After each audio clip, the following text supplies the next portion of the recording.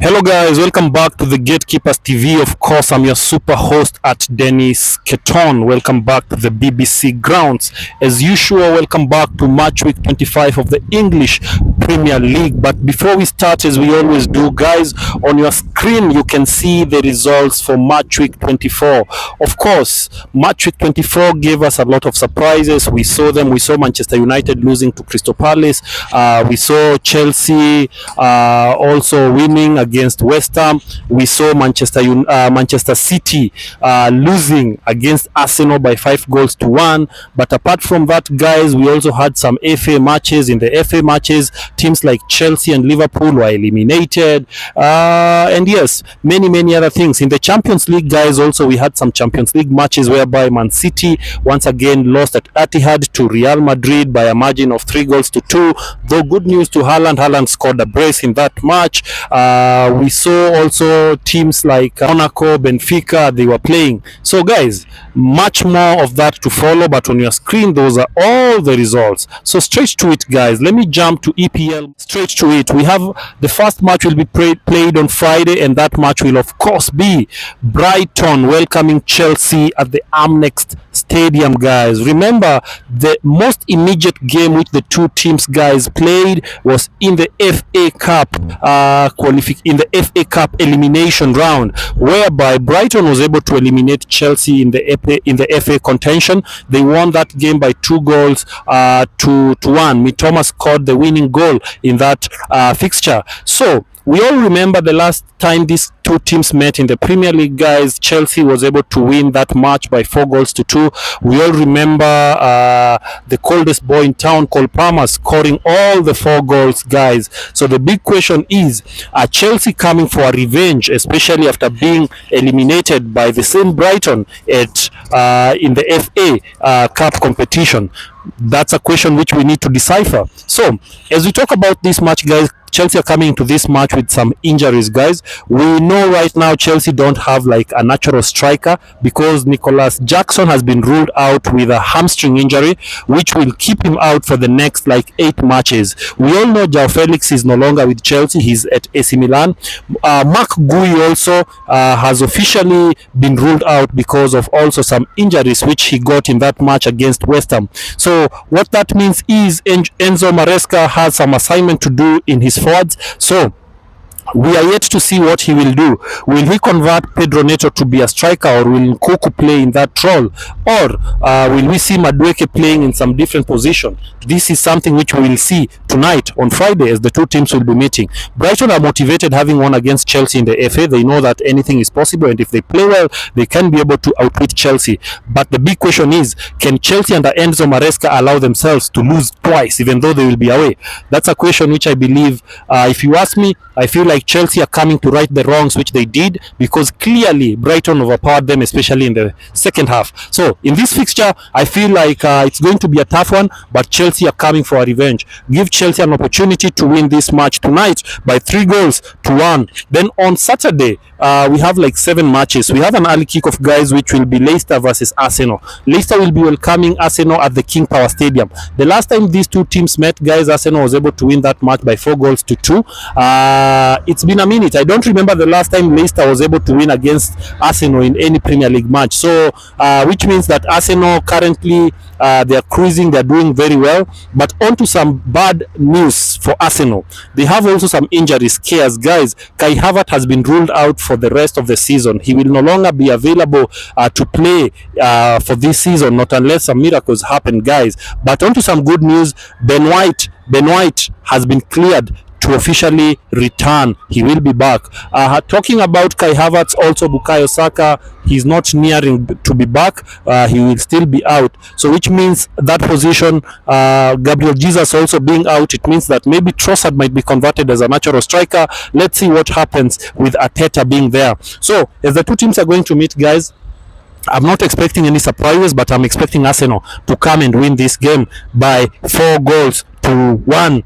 Then Fulham to face Nottingham Forest. Yes, Fulham and Nottingham Forest. I believe in the Premier League they have played like 5 times, with Fulham winning like 4, Nottingham 1, which means Fulham has been having a better record against Nottingham Forest.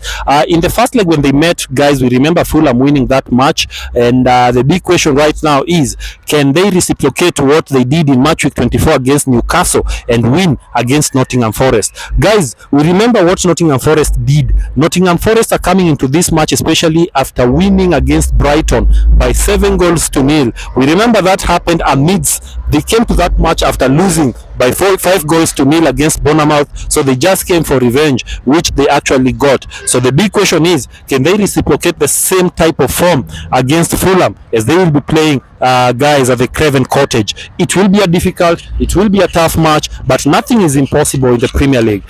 Fulham being at home, I feel like they will be giving Nottingham a tough game as they will be playing. So this is a match whereby, guys, I'm going with a draw. It's gonna be a 2-2 draw. Manchester City to play against Newcastle. Yes, the match will be played at Etihad. This match will be coming amidst Man City losing to Real Madrid in the Champions League at home. So the big question is, can they convert Etihad to be a fortress? Can they convert Etihad to be a winning ground after losing to Real Madrid, as they will be facing Newcastle? Newcastle is not always a ride on the path. Newcastle always gives them headache. In the first leg when they met, we all remember the match ending 1-1. So the big question is, what will happen when they meet this time round? I feel like it's gonna be a difficult one. It's gonna be a good one. There's some good news for Man City. It seems like Erling Haaland has found his scoring boot and he's back to scoring. He scored against Arsenal in match week 24. He scored against Real Madrid, and the big question is, can he continue with his impressive form? My guess is yes, he will score, but the big question again is, can he outscore Newcastle? Because Newcastle also have the informed players like Murphy and like Isak. So let's see what's gonna happen. But for me, this is another draw looming, a 2-2 draw. Then Southampton to welcome Bournemouth, guys, at the St Mary's Stadium. So as the two teams will be facing each other, I feel like it's not gonna be an easy one again. Southampton are coming to this match after winning in match week 24, whereas Bournemouth are coming to this match after losing in the same match week against Liverpool by 2-0, which means that is bad news to Southampton, because Bournemouth will be wanting to come back and win this, especially after their coach was named coach of the month, and also their player was named as the player of the month. So that will be a motivation for them to win this one. So I'm giving Bournemouth a chance to win this by 3-1. Then the last match on Saturday will be West Ham United versus Brentford. This is a London derby, guys. London derbies always serve us with great fixture, guys. So the two teams will be meeting at the London Stadium. I feel like it's not gonna be an easy one, because both teams needs a win. Brentford needs a win, West Ham needs a win. So who wants it more? I feel like both teams want it more, but I am tempted to go with Brentford to break scoring run. So this one, I feel like Mbeumo and Wissa will be back and they will be tormenting West Ham. So give Brentford a chance to win this game by 2-1. Aston Villa versus Ipswich. Guys, Aston Villa are coming into this match with a very impressive record at home. We all know how Aston Villa performs at home, especially under Unai Emery. As you can see on your screen, that's how they've been performing at home. Ipswich are coming into this game week after losing in match week 24, and even though they're playing well defensively, but either way, they're coming into this match after losing. Though they performed very well in the FA, they were able to qualify into the next round after winning their match against, I believe it was Coventry, by 2-0.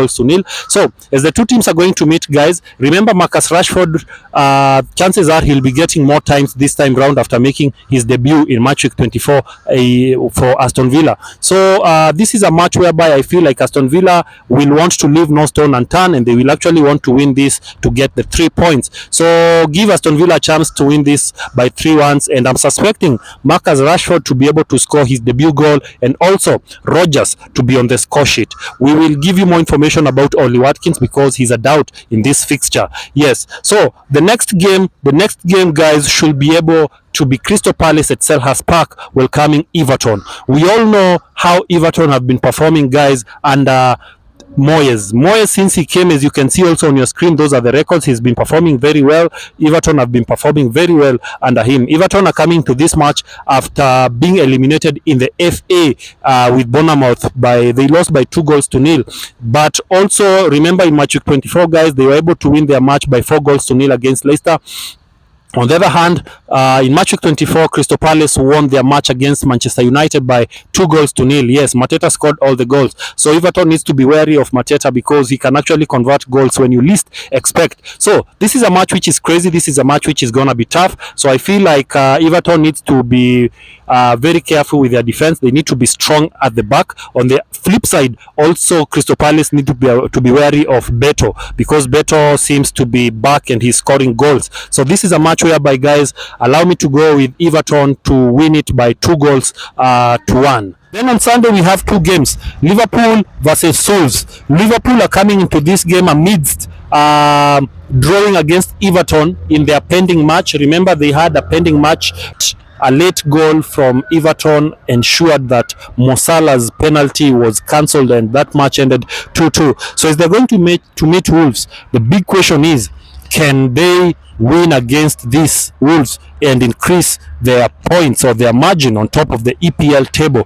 Currently they are seated at position 1, of course, with like 6 points ahead of Arsenal. So the big question is, can they continue and improve on that lead? I feel that they will be doing that, even though it's not going to be an easy one. Kuna will be tormenting them as their striker for Wolves. So this one, I feel like Liverpool will be able to win this match since it's a double game week for them. They will be winning this match against Wolves, guys. So give Liverpool a chance to win it by 3-1. Then the match of the weekend, Tottenham versus Manchester United. Yeah, Tottenham are coming into this match, guys, well ready, well prepared to face Manchester United. Remember, the last 3 matches they have played against Manchester United, they have not lost. The last match which they played in the first leg, we remember they won against Manchester United by 3-0. Yes, they kept a clean sheet against Manchester United. So the big question is, this time round, as they will be at the Tottenham Hotspur Stadium, can they reciprocate the same form? My guess is as yours. I don't know, but I feel like it's gonna be a tough one, considering Manchester United lost in match week 24 against Crystal Palace by 2-0. So can they come back and rewrite the wrongs which they did? The boy, their Bontoni, is doing very well. He's doing very impressively. He's scoring goals wherever he is. And Manchester United fans they're actually nostalgic about him. So, but that's a gone story. He's there on loan. Maybe in the new season he will be back. But having said that, I feel like this match will be a great one. It will be a nice one for everyone to watch. Son Kulusevski vis-a-vis Bruno Fernandes and of course the attacking lineup of Manchester United. This one is tricky, guys, even for me to predict. But considering the poor form of Tottenham and also the poor form of Manchester United of late, this one is going to be a tricky one. So I'm going to give it a 2-2 draw. Yeah, 2-2 draw, guys. So having said that, guys, we are remaining with one match in the double game week, and that match will be Liverpool versus Aston Villa. Yes, this is going to be a crazy one, considering that Aston Villa loves spoiling big games. So as they will be facing Liverpool in this one, it's not gonna be an easy one again, but I feel like Aston Villa are going to bring their good game in this one. Unai Emery will be fighting tooth and nail to grab some points on this one. So this one is a match whereby I'm gonna give it a 1-1 draw, as the two teams will be meeting. So guys, thank you so much for keeping it the Gatekeepers TV. As usual, that was match week 25 previews, predictions, and all the reviews. Until next time, guys, keep it locked, keep it the Gatekeepers TV. I'm out.